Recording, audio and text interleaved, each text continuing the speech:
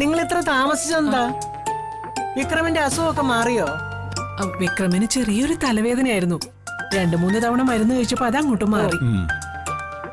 ഹോസ്പിറ്റലിൽ നിന്ന് ഡിസ്ചാർജ് ചെയ്ത് പോവുകയും ചെയ്തു. ഞങ്ങൾ ആശുപത്രി പോയതുകൊണ്ട് ഒരു ഗുണമുണ്ടായി. വർഷയ്ക്ക് കോളേജിൽ പോകാനും പരീക്ഷ എഴുതാനും പറ്റി. പഠിപ്പും പരീക്ഷയെന്നൊക്കെ പറഞ്ഞ വർഷയ്ക്കൊരു വ്രതം പോലെയാ. അവൾക്ക് പരീക്ഷ എഴുതാൻ കഴിഞ്ഞില്ലല്ലോ എന്നോർത്ത് ഞങ്ങളൊക്കെ സങ്കടപ്പെട്ടിരിക്കുകയായിരുന്നു. തക്ക സമയത്ത് ചന്ദ്രികയും വന്ദനയും കൂടെ ആശുപത്രി പോയത് നന്നായി. താൻ ആശുപത്രിയിലായിട്ട് സംബന്ധ വീട്ടിൽ നിന്ന് ആരും തിരിഞ്ഞു നോക്കില്ല എന്നുള്ള ഒരു പരിഭവം വിക്രമനുണ്ടാവില്ലല്ലോ. അതെ, അത് മതി. ഏതായാലും അതൊക്കെ മാറിപ്പോയി. വർഷമൊക്കെ പരീക്ഷ എഴുതാനും പറ്റി. എല്ലാം ദൈവാനുഗ്രഹം എന്ന് പറഞ്ഞാൽ മതിയല്ലോ. മക്കളെന്താ ആലോചിക്കുന്നത്? കോടീശ്വരന്റെ ഭാര്യയായ സ്ഥിതിക്ക് വർഷയ്ക്കിനി പരീക്ഷയും ഡിഗ്രി ഒന്നും വേണ്ടെന്നാ കമ്പനിയിലെ ഭൂരിപക്ഷം പേരും പറയുന്നത്. പഠിച്ച് കോഴ്സ് പൂർത്തിയാക്കി ഡിഗ്രി എടുക്കണമെന്ന് കുറച്ചു പേരെ പറയുന്നുള്ളൂ. എന്താ അച്ഛന്റെ അഭിപ്രായം? എന്റെ മോൾക്ക് സ്വന്തമായ ഒരു ഡിഗ്രിയെങ്കിലും ഉണ്ടാവണമെന്ന് ആഗ്രഹിക്കുന്നവനാ ഞാൻ.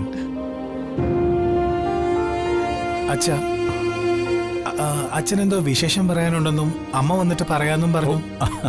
ഞാനതങ്ങ് വിട്ടുപോയി. സന്തോഷമുള്ളൊരു വിശേഷമാണ് പറയാനുള്ളത്. ഞാൻ അടുത്ത ആഴ്ച ജോലിയിൽ നിന്ന് റിട്ടയർ ആവാൻ പോവാ.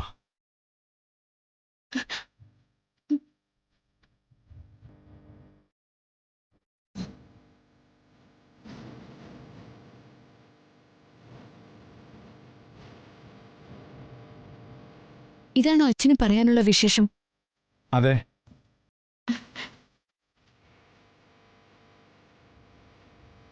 PF-ഉം മറ്റ് ആനുകൂല്യങ്ങളുമായി നല്ലൊരു തുക കിട്ടും. ആ തുക കൊണ്ട് ഞാൻ സ്വന്തമായി വാങ്ങിയ ഭൂമിയിൽ എൻ്റെ മനസ്സിലുള്ളൊരു സ്വപ്ന ഭവനത്തിൻ്റെ പണി തുടങ്ങും. അതൊരു സന്തോഷ വാർത്തയല്ലേ മോളെ?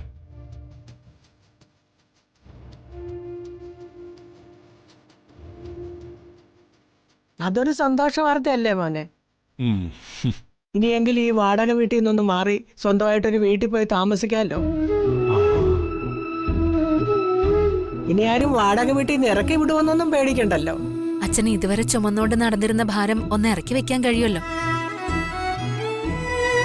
മാത്രമല്ല അച്ഛനെ അടുത്ത് കിട്ടുന്നില്ല എന്നാണല്ലോ അമ്മയുടെ പരാതി. അതങ്ങ് മാറുകയും ചെയ്യും.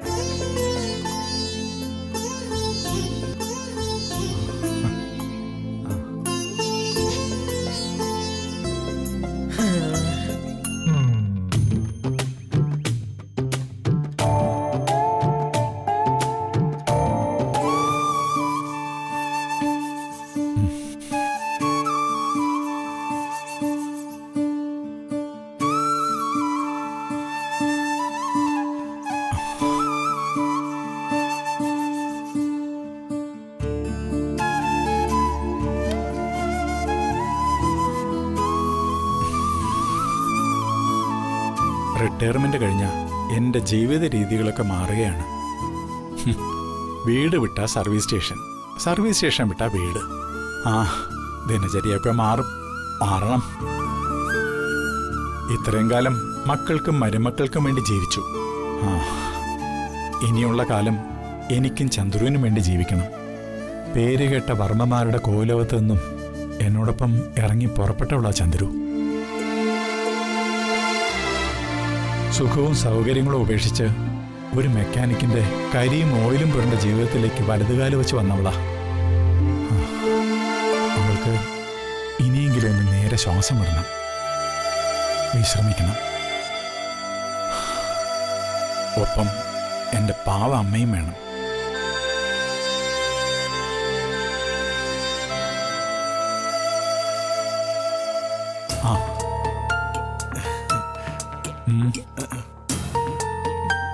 എന്താ മനോജെ? ജീവിതം മുന്നോട്ട് കൊണ്ടുപോകാൻ ഒരു വഴിയും കാണാത്ത അവസ്ഥയിലാണ് ഞാൻ. എന്റെ ചുമതലകൾ വർദ്ധിച്ചുകൊണ്ടിരിക്കുകയാണല്ലോ. എന്നാ എന്റെ ചുമതല കുറഞ്ഞുകൊണ്ടിരിക്കുക. വിശ്രമ ജീവിതം നയിക്കാനാണ് കമ്പനി എന്നെ പെൻഷനാക്കാൻ പോകുന്നത്. എന്താ മകന്റെ ചുമതലകളിൽ പലതും അച്ഛന്റെ തോളിൽ കെട്ടിവെക്കാന്നാണോ? പിന്നെ ഞാൻ ആരെ അച്ഛൻ ആശ്രയിക്കണ്ടേ? ഗർഭിണിയായ എന്റെ ഭാര്യ ജോലി ഉപേക്ഷിക്കാൻ പോവാ. വരുമാനമൊന്നുമില്ലാതെ എങ്ങനെ അവളുടെ പ്രസവചലം കാര്യങ്ങളൊക്കെ നോക്കുന്നേ? അതിനെക്കുറിച്ചൊക്കെ നേരത്തെ ചിന്തിച്ച് പ്രവർത്തിക്കാമായിരുന്നില്ലേ? അതിനുവേണ്ട പ്രായമൊക്കെ ആയല്ലോ നിനക്ക്. വിദ്യാഭ്യാസമുണ്ട്. ശ്രമിച്ചാൽ സ്വന്തമായിട്ടൊരു ജോലി ഇതിനു മുമ്പ് നേടിയെടുക്കാമായിരുന്നല്ലോ. അങ്ങനെ ശമ്പളം പറ്റുന്ന ജോലിയൊന്നും എനിക്ക് ശരിയാവില്ല അച്ഛാ. എനിക്ക് ചില ബിസിനസ് ഐഡിയകളൊക്കെ ഉണ്ട്. ഈ നക്കാപ്പിച്ച ശമ്പളമൊന്നുമല്ല, ആ സ്ഥാനത്ത് കോടികളുടെ വരുമാനം എന്റെ ലക്ഷ്യം. അമ്മായി അച്ഛനോട് ശ്രീധരൻ ചോദിക്കാൻ എന്റെ അഭിമാനം എന്നെ അനുവദിക്കുന്നില്ല. അതൊക്കെ മോശമെന്നുള്ള അഭിപ്രായമാണല്ലോ അച്ഛനും ഉള്ളത്. ഈ സമയത്ത് അച്ഛൻ എന്നെ സാമ്പത്തികമായി സഹായിച്ച അതുകൊണ്ട് എനിക്കൊരു ബിസിനസ് തുടങ്ങാൻ സാധിക്കും.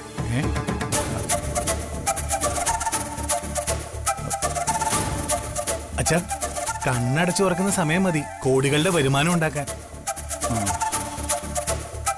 അച്ഛൻ തരുന്ന പണത്തിന്റെ എത്ര ഇരട്ടി വേണമെങ്കിലും ഞാൻ തിരിച്ചു തരാം. അച്ഛൻ സഹായിച്ചില്ലെങ്കിൽ എനിക്ക് മറ്റൊരു മാർഗവും ഇല്ല. അച്ഛാ, മനസ്സേ അവിടെ മനെ എഴുന്നേക്ക്.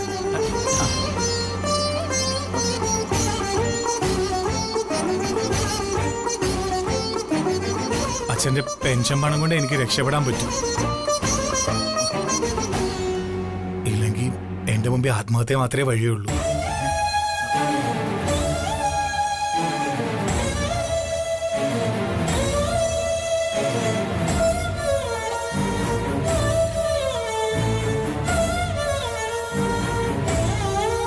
ഈശ്വര,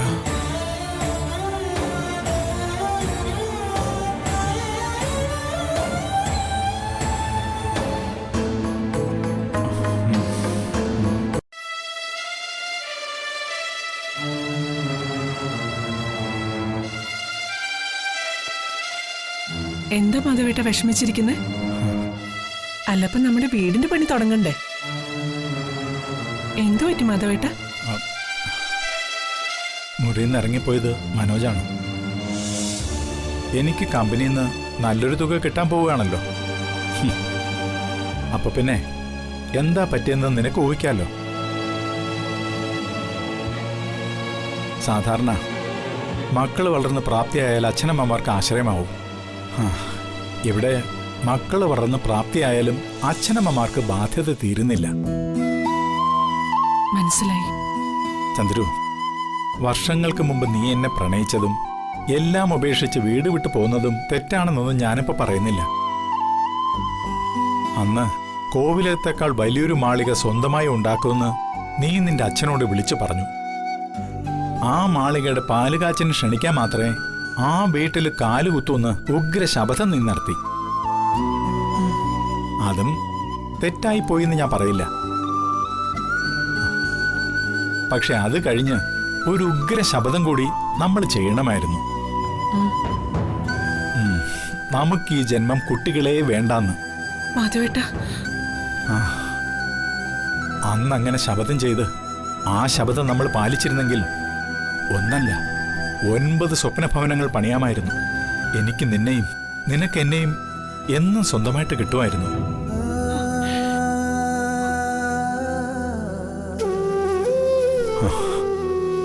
മാധവേട്ട,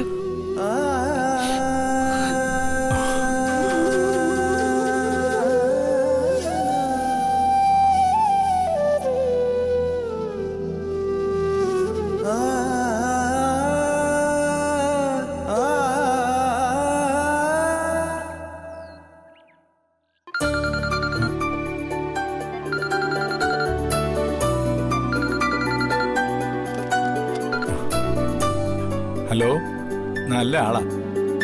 ഇന്നലെ വിളിക്കാന്ന് പറഞ്ഞിട്ട് ഇപ്പോഴാണ് സമയം കിട്ടിയത്. ആ അത് പോട്ടെ, എന്തായി കാര്യങ്ങള്? മോനെത്തിയോ? അതൊന്നും സാരമില്ലടോ. ഞാനും കുടുംബവും നേരത്തെ അങ്ങ് എത്തിയേക്കാം. അതുപോലെ. ശരി ശരി, താൻ വന്നോ? പക്ഷേ എപ്പോ വരുമെന്ന് നേരത്തെ ഒന്ന് വിളിച്ചു പറഞ്ഞേക്കണം. ആ, ചന്ദ്രയോട് ഞാൻ പറഞ്ഞേക്കാം. ശരി. ആ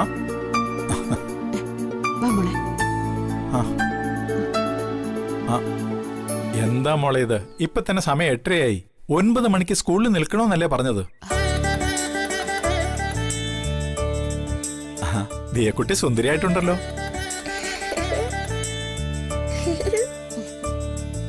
അച്ഛൻ എത്ര പേരെ കൊണ്ട് ശുപാർശ ചെയ്തിട്ടാണെന്നറിയോ അഡ്മിഷന്റെ കാര്യം ഒരു ധാരണയാക്കിയത്? എന്നിട്ടും അത് ഉറപ്പായിട്ടില്ല. അവര് കുട്ടിയെ കാണട്ടെ, ഇന്റർവ്യൂ ചെയ്യട്ടെ എന്നൊക്കെയാ പറയുന്നത്.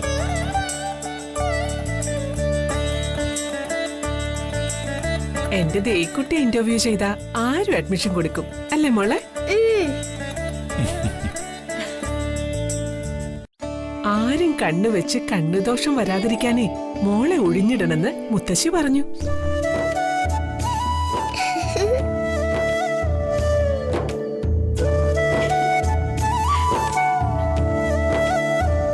തുപ്പിക്ക്.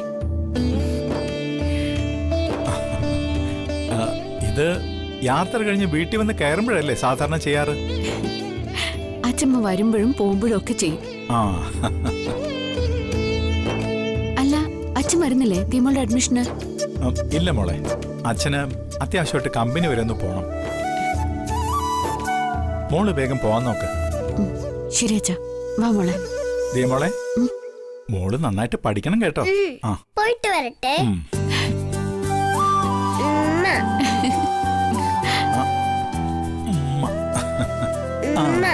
പോയി പഠിച്ച് മിടുക്കായിട്ട് വാ. ശരി മോളെ, ഉണ്ടാക്കിട്ട് വാ. ശരി അച്ഛാ, പോയിട്ട് വരാം. ശരി മോളെ, പോയിട്ട് വരാമേ. വാ വാ വാ, ലേറ്റ് ആവും. വാ.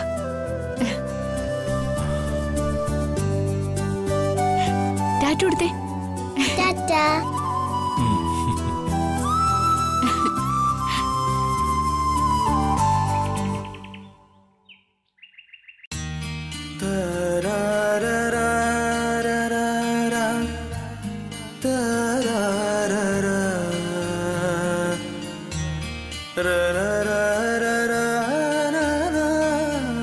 വന്ദനെ എങ്ങനെയെങ്കിലും ഒന്ന് കാണണമല്ലോ.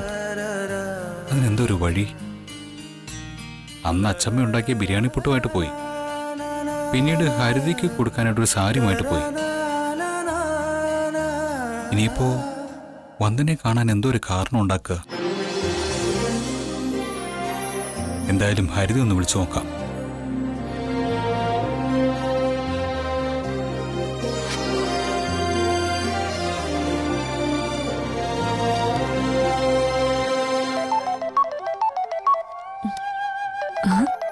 ഏട്ടനാണല്ലോ. ഹലോ ഏട്ടാ. ആ ഹരിതേ, നിനക്ക് സുഖം തന്നെയല്ലേ? ആ ഏട്ടാ. ആ അല്ല, നീ ഒന്ന് വീണതായിട്ട് സ്വപ്നം കണ്ടു. നിനക്ക് കുഴപ്പമൊന്നുമില്ലല്ലോ? ഏയ്, എനിക്ക് കുഴപ്പമൊന്നുമില്ല ഏട്ടാ. മനോജ് ഇവിടെ 24 മണിക്കൂറും ബോഡി ഗാർഡായിട്ട് നിൽക്കുവോ? അവൻ കാവലിരിക്കുന്ന പോലും. അവൻ എങ്ങോട്ടെങ്കിലും പൊക്കൂടെ? അവൾക്ക് എന്തെങ്കിലും അസുഖം ഉണ്ടായി എന്നെ വിളിച്ചു വരുത്താൻ പോലും ആ പെൺകൊന്നും സമ്മതിക്കുന്നില്ല. Hello hello hello. എന്താ ഏട്ടൊന്നും മിണ്ടാത്ത? ഒന്നുമില്ല. അല്ല, ഞാൻ കൊണ്ടുവന്ന സാരി നിനക്ക് ഇഷ്ടപ്പെട്ടോ? ആ, നല്ല സാരിയാ. എന്നാലും എനിക്ക് മോഡേൺ ഡ്രസ്സിനോടാ താല്പര്യം. അതിനെന്താ? ഇപ്പൊ തന്നെ ഞാൻ മോഡേൺ ഡ്രസ്സുകൾ വാങ്ങി അങ്ങോട്ട് വരാം. ഇപ്പൊ കൊണ്ടുവരാനോ? വേണ്ട ഏട്ടാ, അതൊക്കെ ഇനി ഡെലിവറി കഴിഞ്ഞിട്ട് മതി. ഉടനെ ഒന്നും വേണ്ട. വന്ദനെ കാണാനുള്ള ആ അവസരവും അവള് പൊളിച്ചടുക്കി. അല്ല ഹരിതേ, ദീമോൾക്ക് സുഖമാണോ? കുഴപ്പമൊന്നുമില്ല ഏട്ടാ. സ്കൂളിൽ ചേർക്കാൻ വേണ്ടി ദിയമോളെയും കൊണ്ട് വന്ദനിച്ച് പോയിരിക്കുവാ. സ്കൂളിലോ? ഏത് സ്കൂളിൽ ചേർക്കാനാ വന്ദന പോയത്? ദേവിമാത സെൻട്രൽ സ്കൂൾ എന്നാ പറഞ്ഞത്. ആ ശരി, അവള് മിടിക്കുക. അവള് നന്നായിട്ട് പഠിക്കട്ടെ. ആ എന്നാ പിന്നെ ശരി, ഞാൻ പിന്നെ വിളിച്ചോളാം. ശരി ഏട്ടാ. വന്ദനെ കാണാൻ ഒരു വൈക്കോൽ തുരുമ്പ് കിട്ടി. ദേവി മാതാ സെൻട്രൽ സ്കൂൾ. ഇപ്പൊ അവിടെ ചെന്ന വന്ദനെ കാണാം. ഒട്ടും പ്രതീക്ഷിക്കാതെ വഴിയിൽ വെച്ച് വന്ദനയും ദീമോളെയും കണ്ടതാണെന്നുള്ള കാരണവും പറയാം. ഐഡിയ.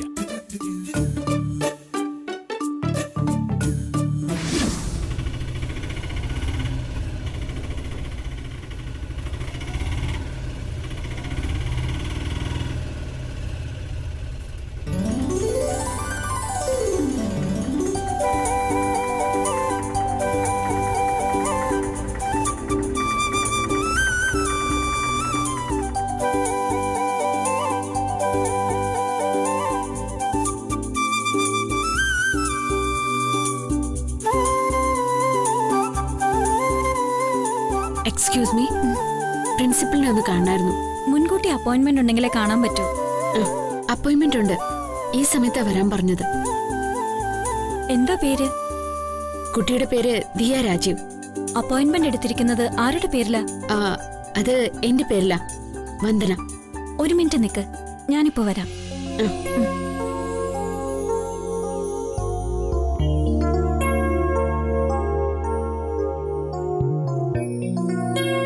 ഈശ്വര, അച്ഛൻ എന്റെ പേര് പറഞ്ഞിട്ടുണ്ടാവോ എന്തോ.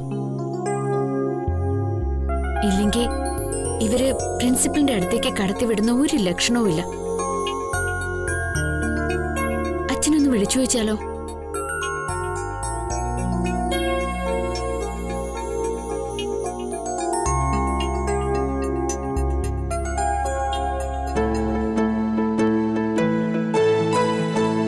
പ്രിൻസിപ്പാളിന്റെ റൂം അങ്ങോട്ടാ, അങ്ങോട്ട് ചെന്നോളൂ. താങ്ക്സ്. വാ വാ മോളെ വാ.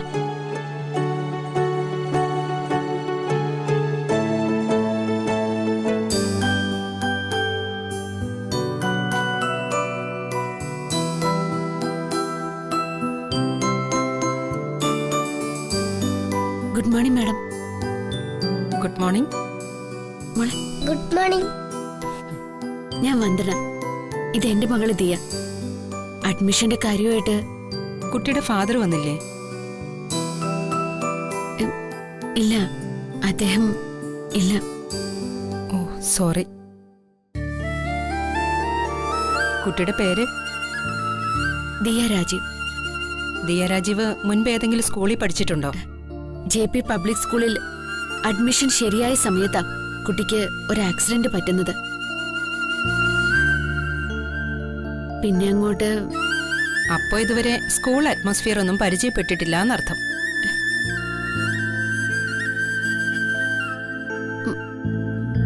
മോള് നല്ല മിടുക്കിയാണ് മാഡം. അമ്മയ്ക്ക് എന്താണ് ജോലി? ജോലിയൊന്നും ഇല്ല മാഡം. അപ്പോ income? Any business or any other activities?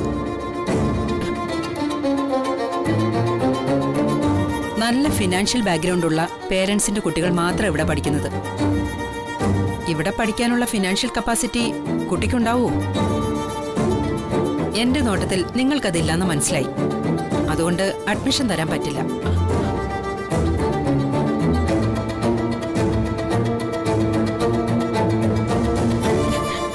Madam, ഫീസിന്റെ കാര്യത്തില് വിശദീകരണം ഒന്നും വേണ്ട. അഡ്മിഷൻ തരാൻ പറ്റില്ല. Please clear out. മാഡം, ഈ സ്കൂളിനൊരു റെപ്യൂട്ടേഷൻ ഉണ്ട്. IAS-കാരുടെയും വലിയ വലിയ ഉദ്യോഗസ്ഥരുടെയും മക്കളായി ഇവിടെ പഠിക്കുന്നത്. അവരുടെ കൂടെ ക്ലാസ്സിലിരുന്ന് പഠിക്കണമെങ്കിൽ അതിൻ്റെതായ യോഗ്യത നിങ്ങളുടെ കുട്ടിക്കും വേണം. വെറുതെ ഇവിടെ നിന്ന് സമയം കളയണ്ട, പോണം പ്ലീസ്.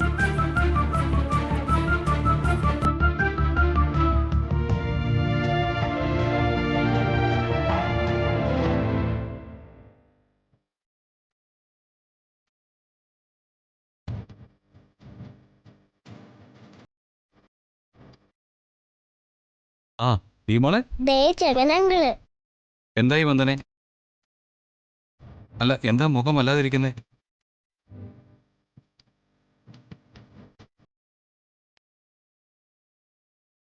മോൾക്ക് അഡ്മിഷൻ കിട്ടിയില്ലേ?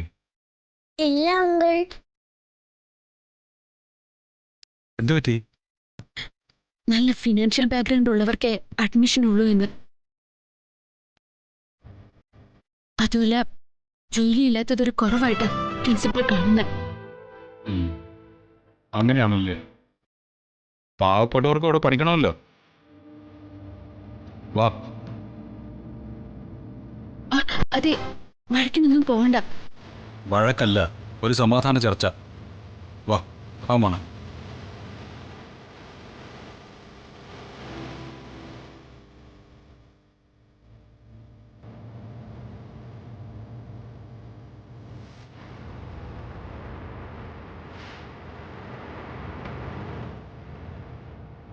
Excuse me madam. യെസ്. ഞാൻ ജഗൻ. ഈ കുട്ടിക്ക് അഡ്മിഷൻ കൊടുക്കാൻ എന്താണ് തടസ്സം? നിങ്ങൾ കുട്ടിയുടെ ആരാ? ആ, ഞാൻ ആരും ആയിക്കോട്ടെ, ഈ കുട്ടിക്ക് അഡ്മിഷൻ കൊടുക്കാത്തതിന്റെ കാരണം അറിയണം. കുട്ടിയുടെ ബാക്ക്ഗ്രൗണ്ട് ശരിയല്ല. പഠിത്തമൊക്കെ മുടങ്ങിയതല്ലേ?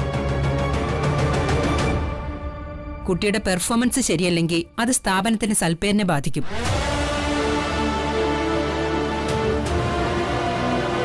അങ്ങനെ റിസ്ക് എടുക്കേണ്ട കാര്യമൊന്നുമില്ല. ഇത് കുട്ടികളെ കിട്ടാതെ പൂട്ടിപ്പോകാൻ കിടക്കുന്ന സ്കൂളൊന്നുമല്ല. അപ്പൊ അഡ്മിഷൻ കൊടുക്കില്ല? ഇല്ല.